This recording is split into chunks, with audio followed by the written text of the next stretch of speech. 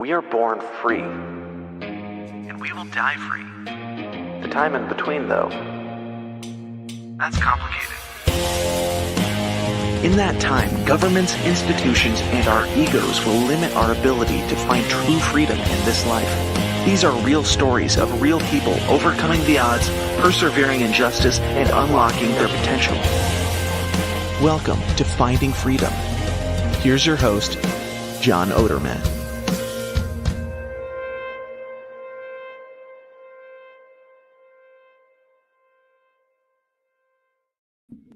What is up, everybody, and happy Monday. Great to have you here on Finding Freedom. I'm your host, John Odermatt, and today it is a solo show, and this is an idea for this show that I'll get to in a moment here that I've wanted to do a podcast about this for a while. I've done Twitter posts and Facebook posts and Instagram posts talking about it, but it's really breaking down what I've learned in 10 years of podcasting.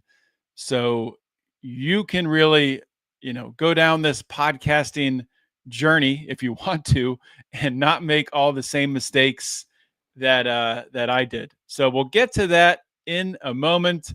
The title of the show is The 10 Podcast Commandments, what I've learned over 10 years of podcasting. Learned a lot. I mean, the success in the podcasting world has been good at some times and, not so good at other times. Things ebb and flow in podcasting. And I'll talk about how the market has changed over the years as well to start out in a minute. But before I do that, I want to let everyone know about Fox and Sons coffee. It's my favorite coffee. It's delicious coffee.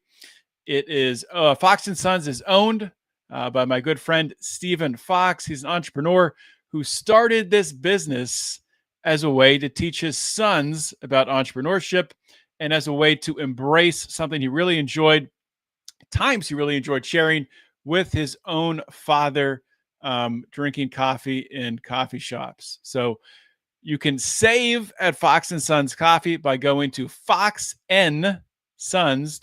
That's Fox, the letter N, sons.com. And you can save 15% off by using promo code John at checkout. And that's for orders of $40 or more. Okay, so want to talk about podcasting, right? This is a podcast you're listening to, and I'm going to teach you how to podcast. I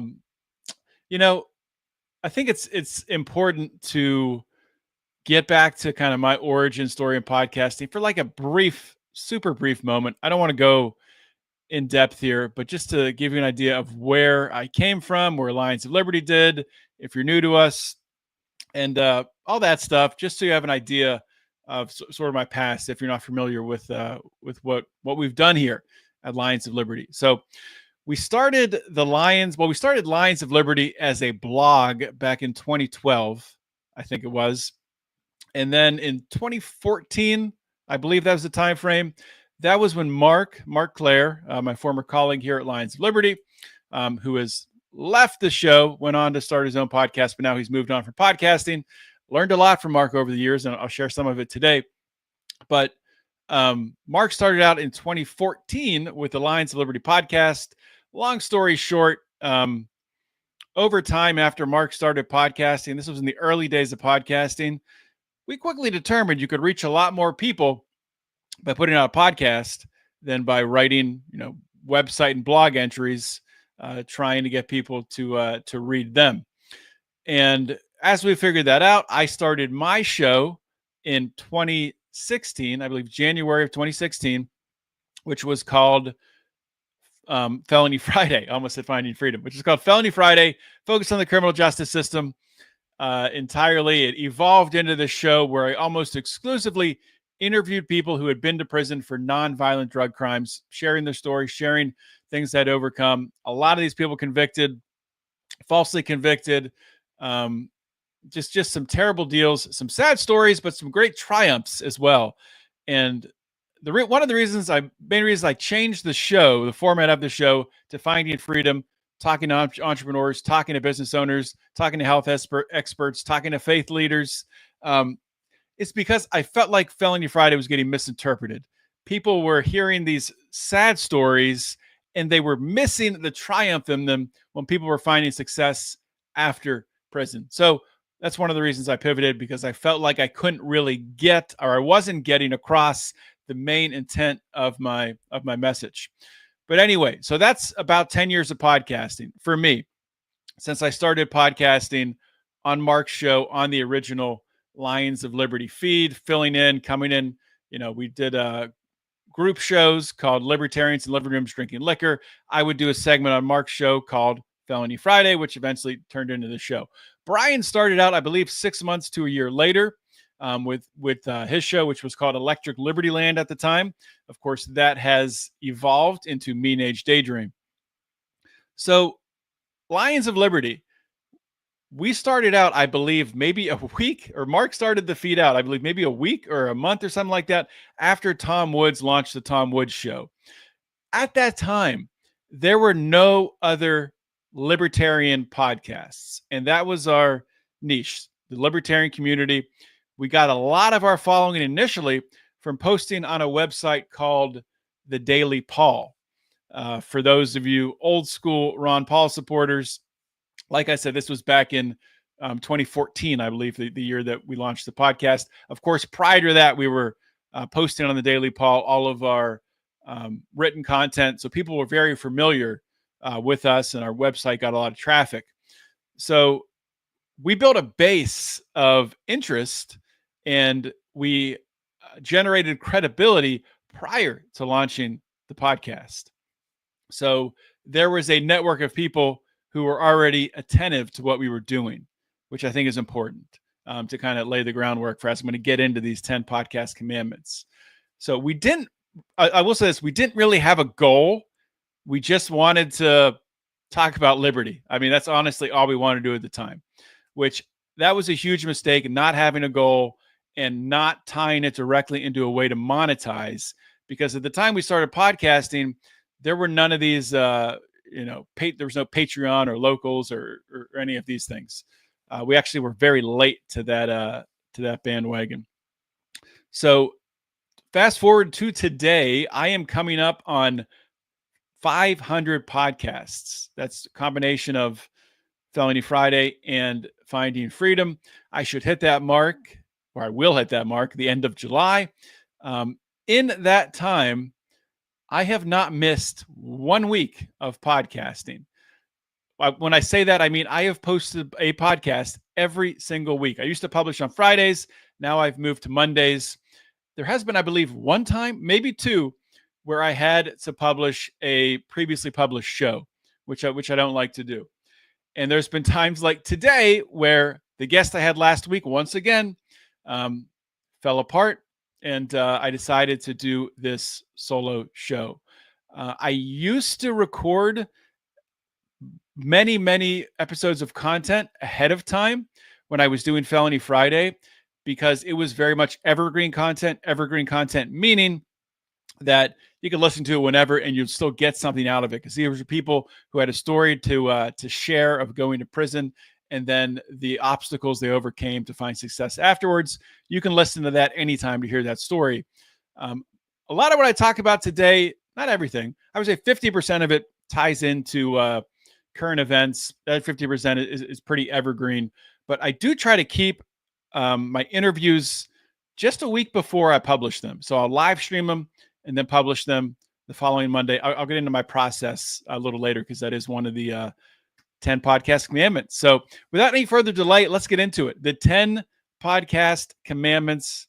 It only took me 10 minutes to get to it, if that's what you're here to listen to and watch. So first one is consistency.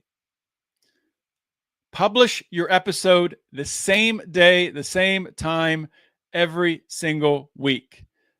Now, this is incredibly important when you're starting out a podcast, okay? You have to be accountable to your audience. You need to, when you're starting that podcast out, you need to be consistent. You need to be something that your audience can rely on. If you're going to publish every single Monday at 8 a.m., that needs to be in your feed every Monday at 8 a.m. There's people who not plan their week around, but there's people who look forward to that Monday morning drive to work, or they're out on their truck or out on the road. They look forward to downloading your podcast and listening to it around that time every single Monday or whatever day you publish. If you start jumping around and people have no consistency, sure, for a while, they'll probably listen to your podcast. If your content is amazing, they'll listen to it. I mean, they'll find it, they'll listen to it. But if you're just still working your way up, you need everything to go into your favor. And being consistent, being reliable is massive. Now, once you build up that following, over many years, I would say a few years, not weeks or months, I would say after 3 to 5 years, if you're still podcasting, that at that point in time, you've built up credibility, you built up a name, you built up a big following, hopefully. At that point in time, you can start moving your time slot around some if you need to. I still wouldn't change the days. And if you do change the days, I would make that consistent as well. If you reshuffle. So if you were previously a Monday podcast and you change to Wednesday, make that change 100% of the time. Don't bounce back and forth. Now, the big names, the huge names, they can do that. It doesn't matter because their audience, they have enough to soak in the people that they're going to lose. To soak in the people. I'm not even sure what that means. They have enough to,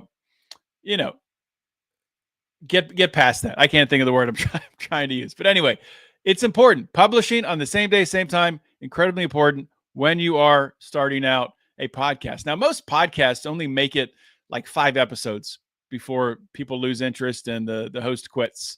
So if you make it past the 5 episodes, continue being consistent. I would say for at least another 100 episodes, and then maybe you can ease back a little bit on publishing at the exact same time every day. So this leads into number 2, create systems for content creation.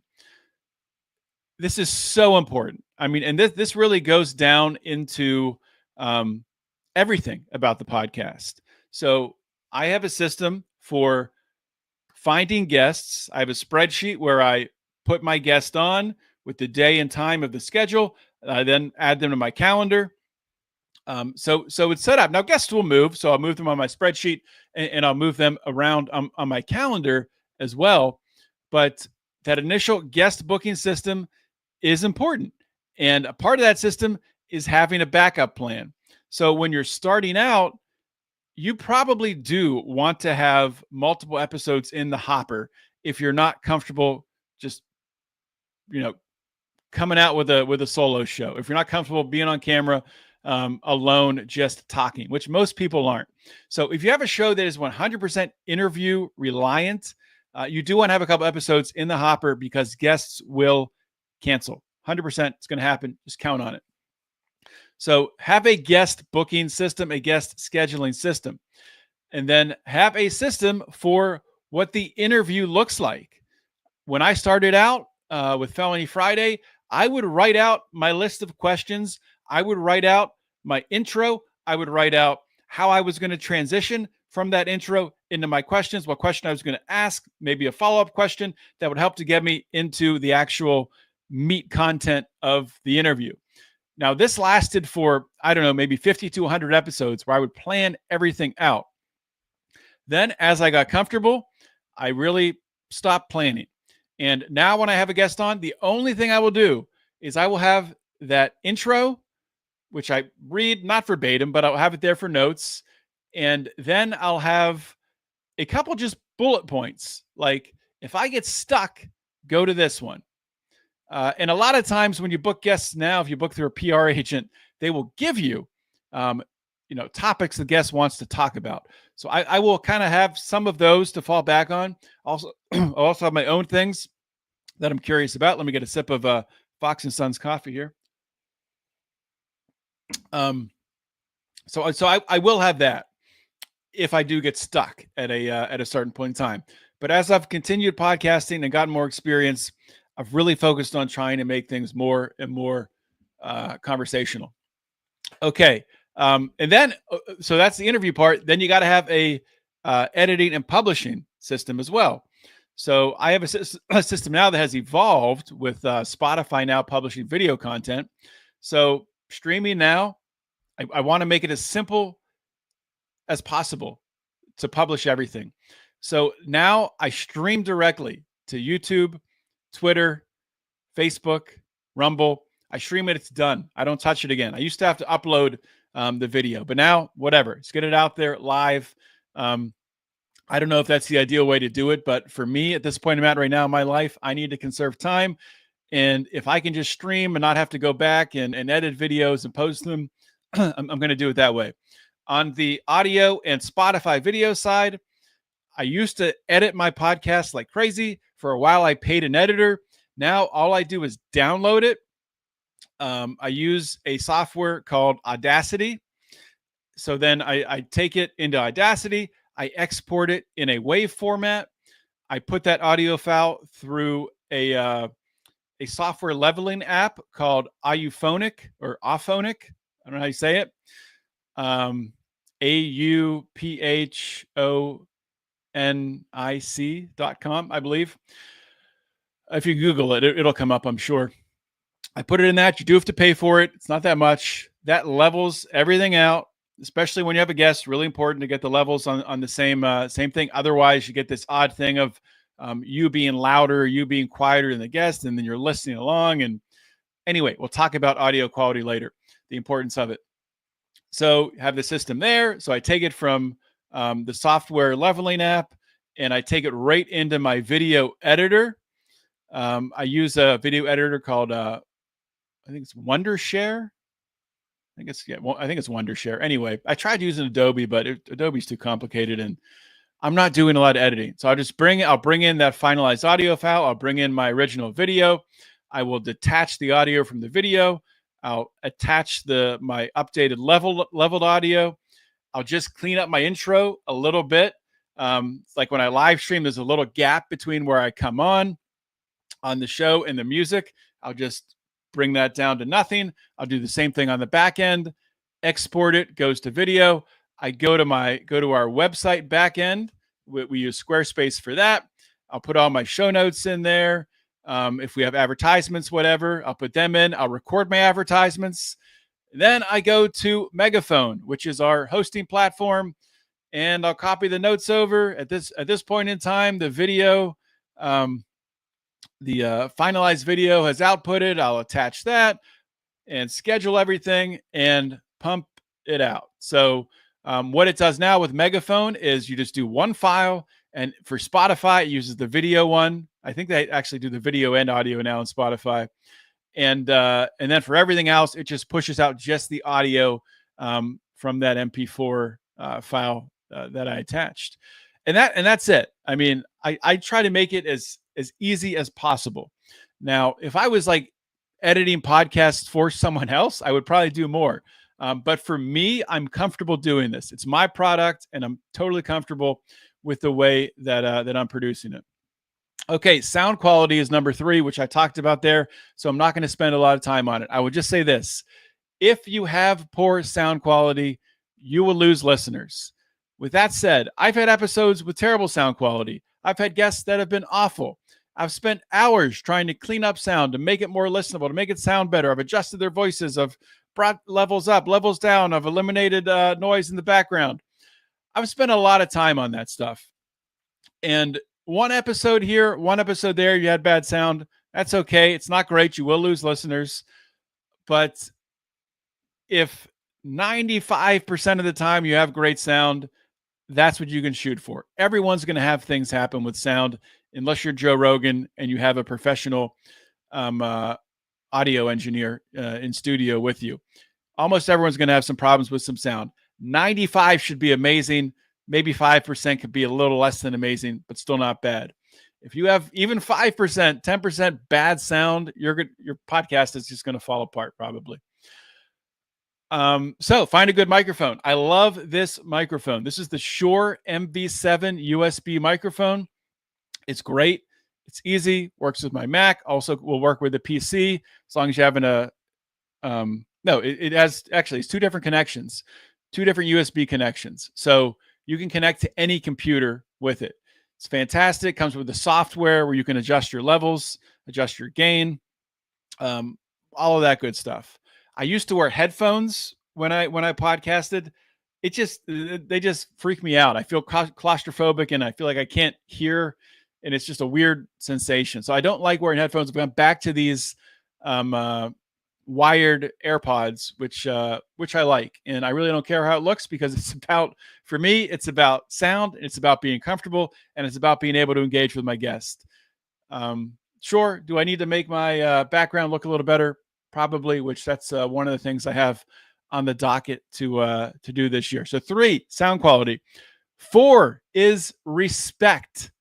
You got to respect your guest and respect your audience. Always, always, always thank your guests for their time. Be respectful of their time. If they give you 20 minutes, don't go over 20 minutes. If you originally booked for 40 minutes and you're going over that a little bit, say during the interview, hey, we're having a great conversation. Can we keep going a little bit more? And then if you want to go back and clip that out later, do it. But really, you don't need to, because that's just life. That's what happens. We're having a great conversation. Can you give me 10 more minutes? 99% of the time, they're going to say yes. So respect your guest and respect your audience. Don't treat your audience like crap. You're not Michael Malice. You can't do that. You got to be respectful. You got to thank your audience. You got to thank your patrons. You got to let people know how much it means to you that you're supporting them. I've had so many people over the years reach out to me, Facebook Messenger, Twitter DMs, email, whatever, carrier pigeon. People have written us letters. We have a PO box. I think it's listed somewhere. I don't even know where, but people find it and they write letters. So over the years, we've gotten some letters from people, and every message, every letter, I will write back. I will say, thank you. Thank you for listening. If I've had people, this was just a couple of weeks ago, where actually it was in the span of like 4 weeks where I had 2 episodes that screwed up when I uploaded them. I had many people reach out to me saying, John, there's something wrong with your episode. I just tried to download it. It's not playing. And the first thing I say is thank you. Thank you for listening. It's just amazing to have an engaged audience that is willing to help you out like that. And, a lot of podcast guests maybe don't want to engage with the audience, think they're bigger than their audience. I don't care. I mean, I want to be friends with the people who listen to my show. I want to be Facebook friends and Twitter follows and Instagram follows. I mean, I don't look at myself as being above my audience, So I think it's important as a podcaster. Now, of course, if you get to huge audience levels like Dave Smith, things like that, it gets a lot tougher to engage with your audience. But you can build things into your Patreon program where you do have time speaking with your audience and respecting them and thanking them for their time, because they could be listening to anything else, but they're spending time listening to you rant about the 10 podcast commandments. Okay, so that was 4. Respect your audience, respect your guests. 5, have fun. It is so much easier to continue week after week to podcast if you enjoy what you're doing. If you don't enjoy what you're doing, if you don't enjoy the type of guests you're talking to, either stop podcasting or change the format of your show, because it's not going to last. I mean, life is tough enough. Most people are working jobs they don't like. Even those of us who are, operating businesses, or if you're working in a field that you do like, everybody has bad days. You have tough days where you have arguments with loved ones. Don't put something else on you that is a chore. Make it something you enjoy and hopefully can make money off as well. There are just too many things in life that are planned and put on us without our input. Podcasting, creating a podcast, is an avenue where it's in your control. You don't have to do it. I mean, so if you're going to do it, make sure it's something that you enjoy. If it's not something you enjoy, I really, really doubt if it's going to last. Gratitude. Have gratitude for people who came before you. Have gratitude for the people who created this podcasting marketplace.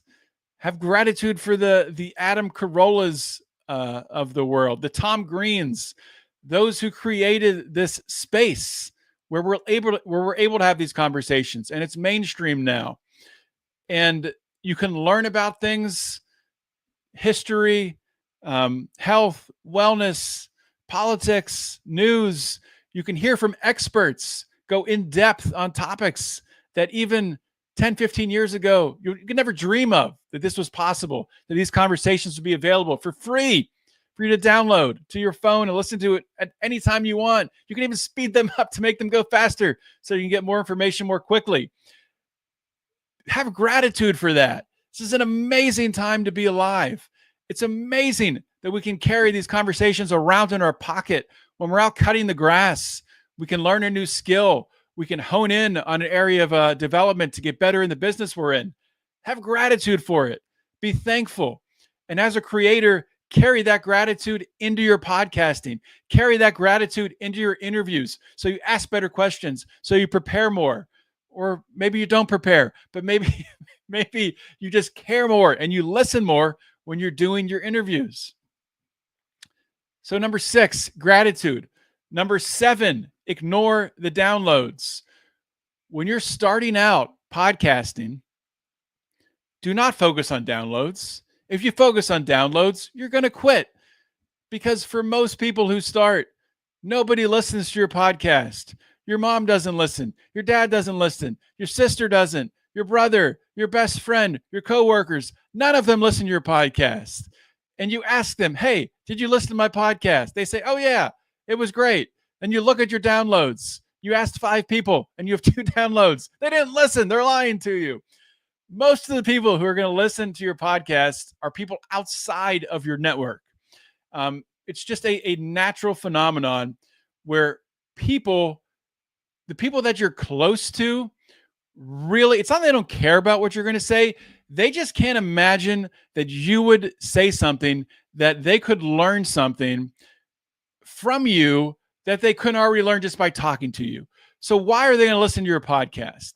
There's just, maybe your mom will. Your mom loves you. Maybe you should listen to your podcast every single day. That's great. I hope she does. Maybe your brother and sister will. I hope they do. But your friends probably aren't going to listen to your podcast, okay? And this is going to lead into one a little bit later on. But, I mean, you don't need to continue to tell people to listen to your podcast.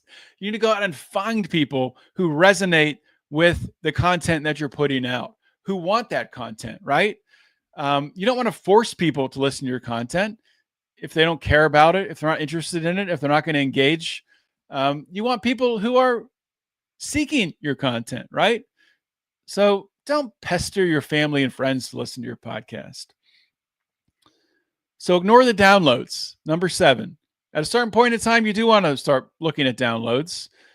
Maybe 6 months, a year in. Still, don't look too frequently. I look too frequently now.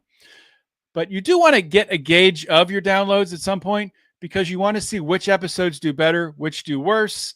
The ones that do better, maybe you weren't expecting them to do better. Maybe it's an interview you didn't like, and you're like, well, I don't want to keep doing interviews like that. Even though they are even if it is the most downloaded interview, maybe you don't want to do any more of them. Or maybe you love doing that interview and it was the most popular. Then you know to double down on that type of content and interviewing those types of guests, because you know that's what your audience wants. You can kind of use it as a gauge going forward. Okay. Love your podcast. This kind of goes back to having fun, but I think it's a little bit different. You need to create a podcast that you would listen to. Would you personally take the 30 to 60 to 3 hours with Joe Rogan? Would you take that time to listen to your own podcast? Is it filling an area in the market that either does not exist or you are doing it better than someone else? Would you take the time to listen to that podcast? Would you love that podcast? Would you support it? Would you pay your money towards it? If you would, then do that podcast. Even if people don't listen to start with, do that podcast because you are serving a market that you've identified. You found a gap in the market and you're doing something you absolutely love.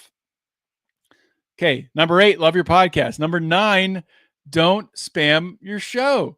So spamming your show, this goes back to don't be sending text messages to your family saying, listen to my podcast. Don't be sending Facebook messages out to everyone in your feed saying, did you listen to my podcast? Don't go into groups and spam every single week your podcast, all these different groups saying, listen to my podcast. People don't find podcasts that way. People find podcasts really now, I think, through maybe Instagram Reels, looking at a clip, or a friend sharing it with them, authentically saying, check out this podcast, or someone goes, you go on another podcast and you do a great interview and people think, oh, wow, that guy's interesting. I should listen to his podcast. Back in the day, you used to be able to advertise your podcast on other shows, which you still can do. I don't hear it that often anymore, probably because it's not that effective anymore.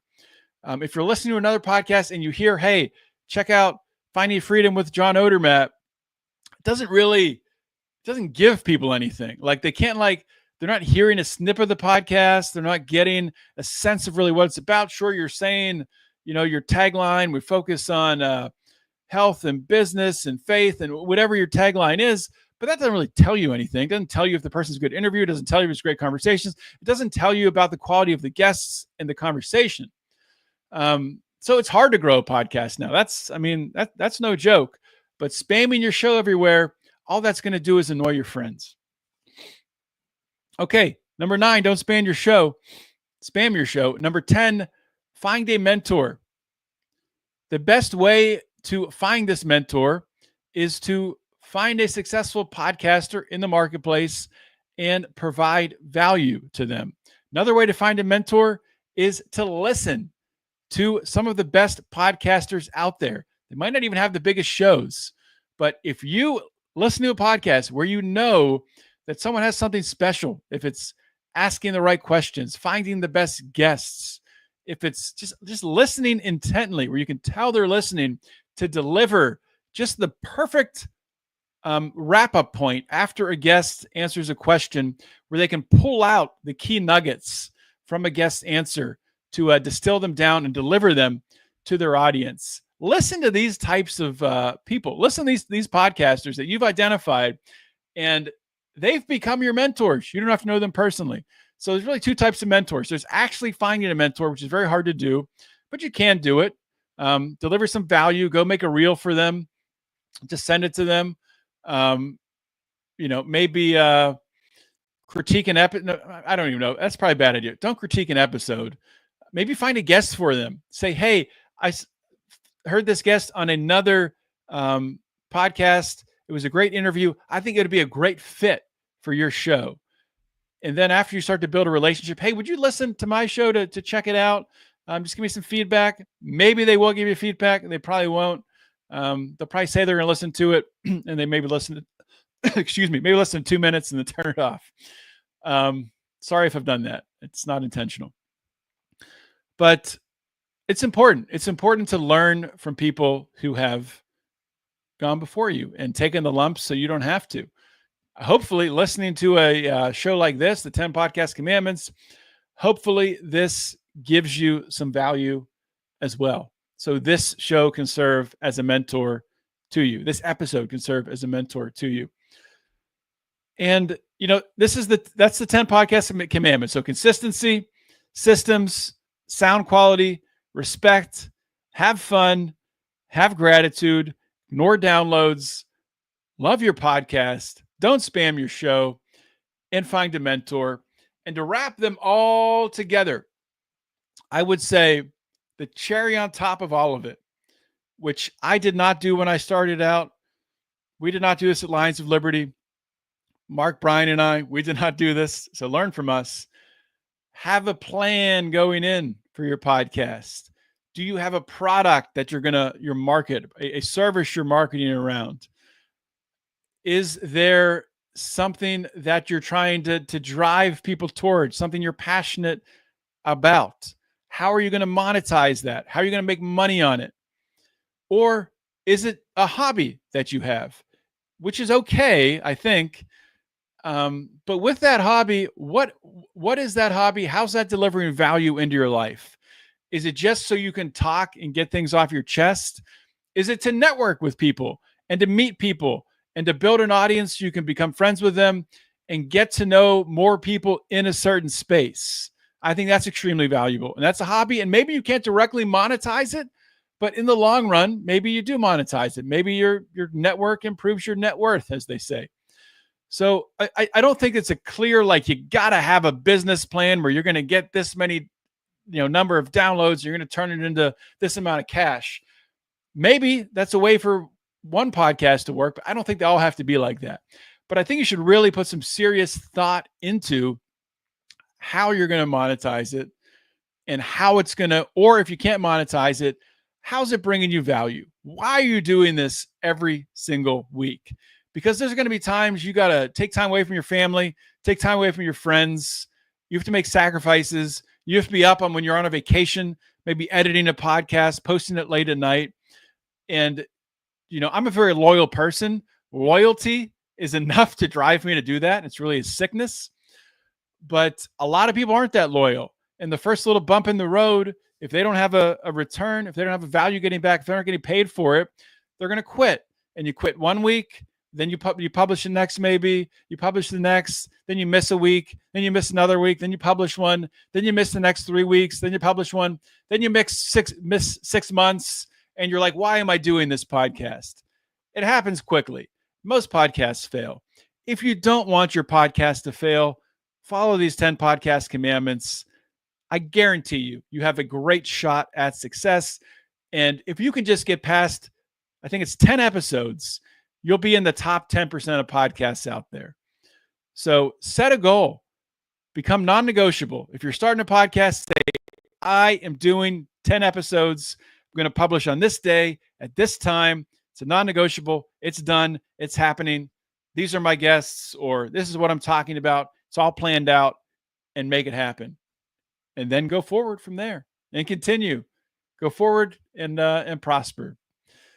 So hopefully this has been valuable to you. I mean, it feels good for me just to kind of tie this all together and get it off my chest. It's been an episode I've wanted to do for a while. Like I said, when my guest canceled this past week, the opportunity presented itself. It had been something that I've been thinking about.